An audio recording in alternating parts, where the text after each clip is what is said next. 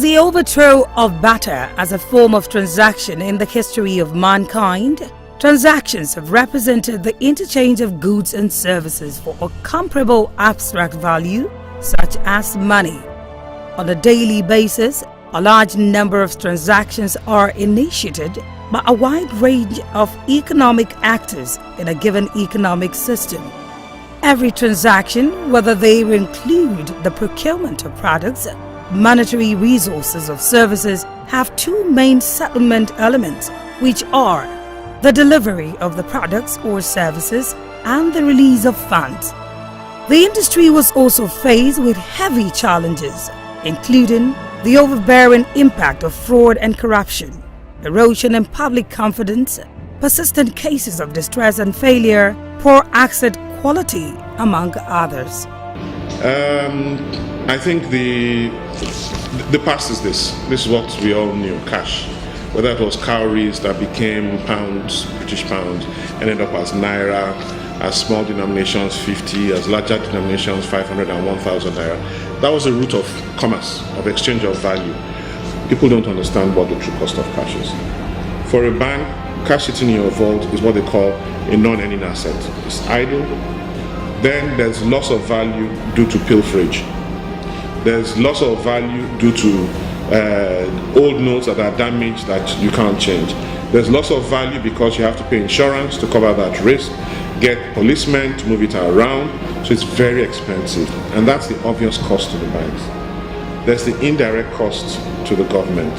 Cash in circulation is harder to monitor and track. So it encourages fraud. It encourages corruption.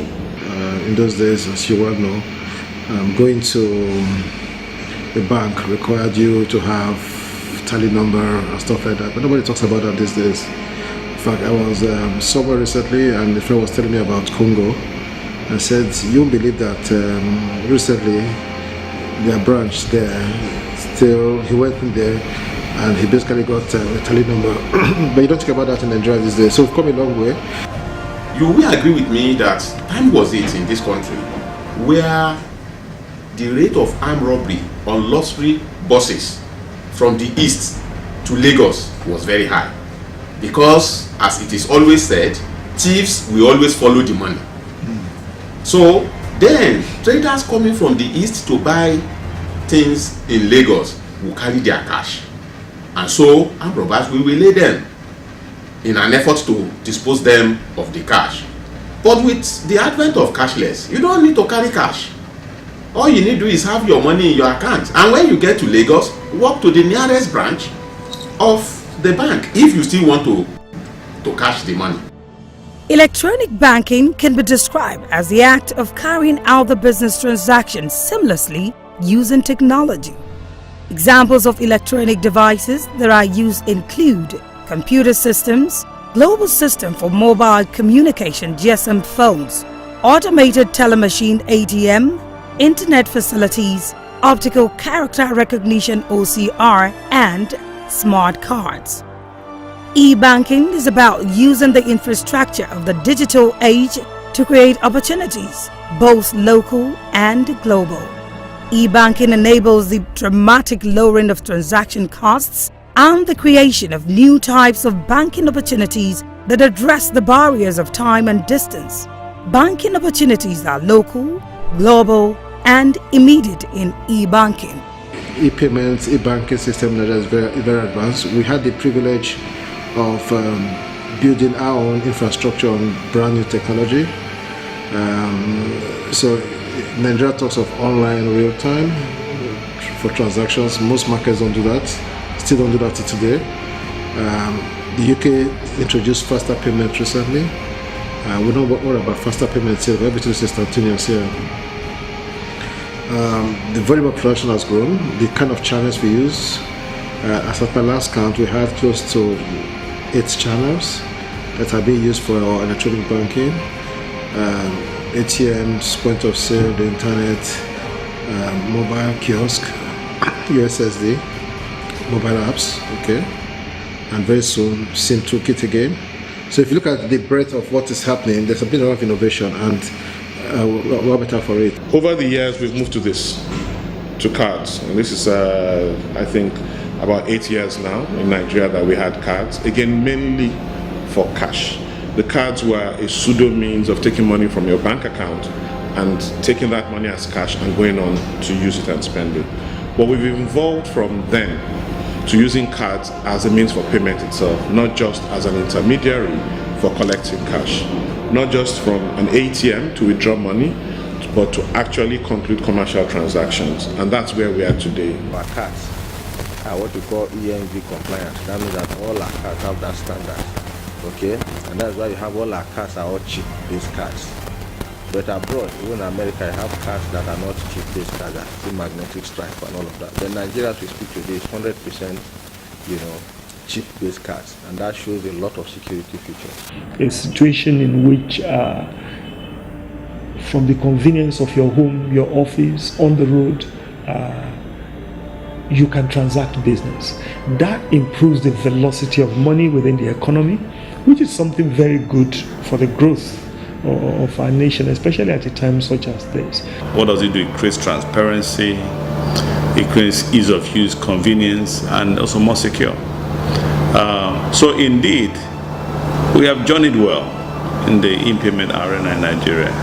A lot of innovations have come up, in this country, and especially in this field and in this industry, that is basically second to none globally. The volume of transfers done on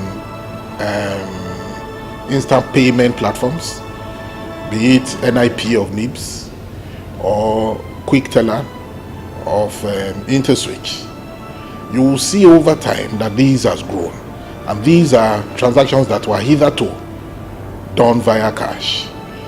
We are not there, but we have made significant improvement.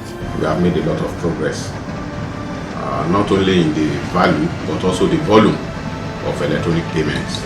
You remember, as a Nigerian, that at the end of 2011, in the whole country, we had less than 5,000 POS terminals. Less than 5,000. Now, we're talking hundreds of thousands POS terminals. Some years back, the volume of transactions on POS was less than 500 million a day, but now it's in billions. So many people sit in their homes now and do transfers. You hardly hear of people going to banks to collect money that has been sent to them or to send money. So we've made a lot of progress. Even with your phone, you can do transactions. So a lot of progress has been made. E-banking in Nigeria dates back to 1986, when the banking sector was deregulated. The result of this deregulation brought far-reaching transformation through computerization and improved bank service delivery. Competition with new products became keen within the system, while customer sophistication posed a challenge for them. Hence, the re-engineering of processing techniques of business activities encouraged the automation of financial services, especially among new generation of commercial and merchant banks. We discovered that yes, you can use a smart card to move money from an account to another account, from one person to the other. But the issue now became KYC. How do you know who you are moving money to? How do you know that the person that is taking the money is the person that is supposed to take it? So we had to find a way to transform the mandate card or the savings account card that the banks used to carry. There used to be something called savings account card. When you go to the bank, you give them money, they write down how much you pay that day, they stamp it. So, and it has your ID card and your signature. So how do we transform that to a smart card? We started researching how we can take your passport photograph and print it on a card on one side to become an ID card. And the other side will now be where you have the chip, which is the payment side. None of the banks then had enough money to start a payment system on its own. So we put together the first 6 banks. If I remember vividly, NBC, FSB, First Bank, Union Bank,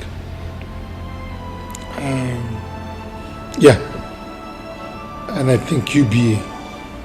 We put all of them together to do the first consortium. That consortium was what was called Smart Card Nigeria Limited, which later morphosized to Value Card. As of today, they are called Unified Payment System. We saw electronic payment as ability to take money at automated teller machines, which is not what electronic payment is about. We attached very little importance to ability to pay for goods and services. Today, we are at a stage where Nigeria is beginning to embrace ability to pay electronically for goods and services.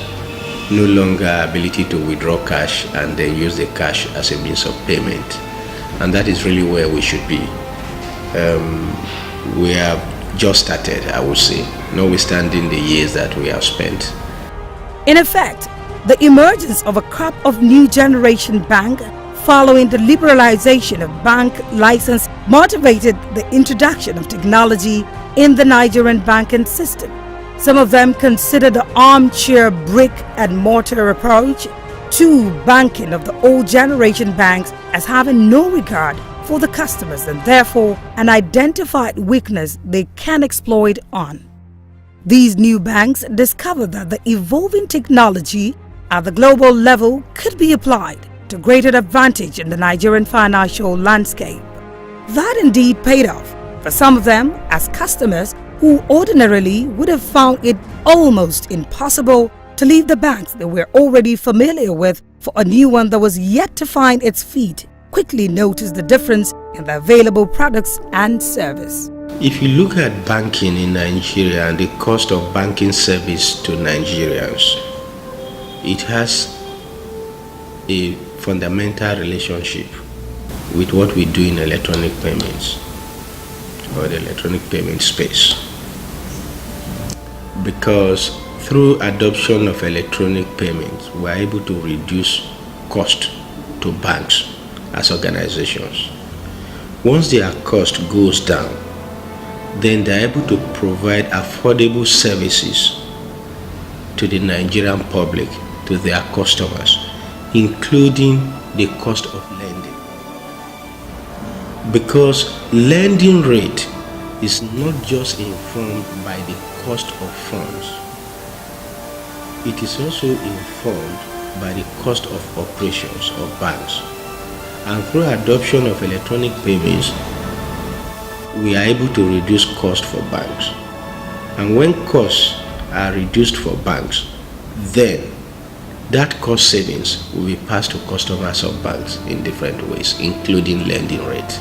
Banking will still be banking. People will still open accounts. They would like to keep their money in a safe institution. They will demand good service. The banks that can provide good service will get the customers. And so if you're a bank, ask yourself, am I positioned in a way that I can provide improved service to my customers? If I'm not, what do I have to do? And I can tell you clearly, with the lifestyle of people these days, embracing the right kind of technology is primarily what you need to be able to achieve that. This mode of e-banking makes use of the global system for mobile communication GSM phones as a primary electronic device. GSM has improved the operational efficiency of many banks in the country. The mobile banking services basically allow customers to operate their accounts with the operating banks from mobile phones to a large extent, as long as their phones and network support SMS, short messaging service. The user is able to check account balance after his 2 last transactions, while automated teller machines ATMs are computer control device that dispense cash and may provide other services to customers who identify themselves with a personal identification number. ATM dispenses cash at any time of the day and night, unlike the traditional method where customers have to queue for a very long time in order to withdraw cash or transfer funds. If you compare where we were 2011, 2012 to where we are currently 2016 thereabout, it's a whole lot. Number of cards in the industry have really grown. Number of POS have grown tremendously. Number of ATMs have grown. People have adopted and people use alternate channels through web, through mobile to do all of their transactions. So the statistics shows for itself that yes, we've gone some miles away from where we were 2011, 2012. However, we still have a whole lot to do. Most businesses are done online. Today you go to the web, you want to buy anything you want to buy in this world. You order it online, you make your payment through the card, online payment, and people send it down to you. The world has become a global village, and all of this can only be achieved where you have electronic means of doing things. And let things that we do in Nigeria be also automated. When things are automated, processes cannot be broken because they are automated. From one but when you have systems that are manual, people can always play around those manual systems. But when they are automated, why not? Systems will definitely work in Nigeria. When internet banking started initially in Nigeria, you needed a computer, either a laptop or whatever. But now with mobile phones, in fact most people don't even use computer to do transactions again. Most people use their mobile phones. And the GSM technology has also provided us the opportunity to use what is called USSD, that is unstructured supplementary service data, to do transactions. The USSD is something like star hash. So that comes with the mobile technology.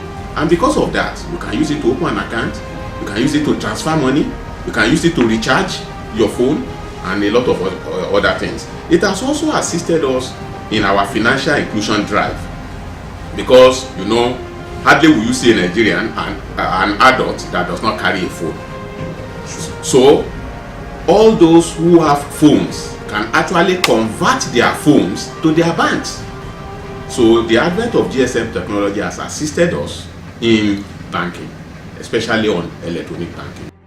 Financial experts postulate that despite the tremendous progress in e-banking in Nigeria, there are still problems of adequate information and communication technology awareness campaign about electronic banking, issues of security, e-fraud, awareness of e-banking in rural Nigeria, and quality of service, among others. When we talk about security, there are two sides to it. There's the deterrent, which is the security you put in place. The hurdle is raised, is high. There's a big fence you need to cross to get in. Then there's also the punishment. Can I be caught? If the probability of being caught is high and being sanctioned, it raises the barrier and the risk of doing that fraud, whether it's e-fraud or any kind of fraud. So why are people moving away from robbing banks to e-fraud? It's because the probability of being caught is lower, and also the punishment is much less. If you walk into a bank today, hold a gun up, it's armed robbery, they can shoot you if you are caught. You go into a bank, sit down at the counter, bring out your computer and defraud them. You'll go to jail for maybe 3 years. Fraud is not Nigerian. Fraud is human.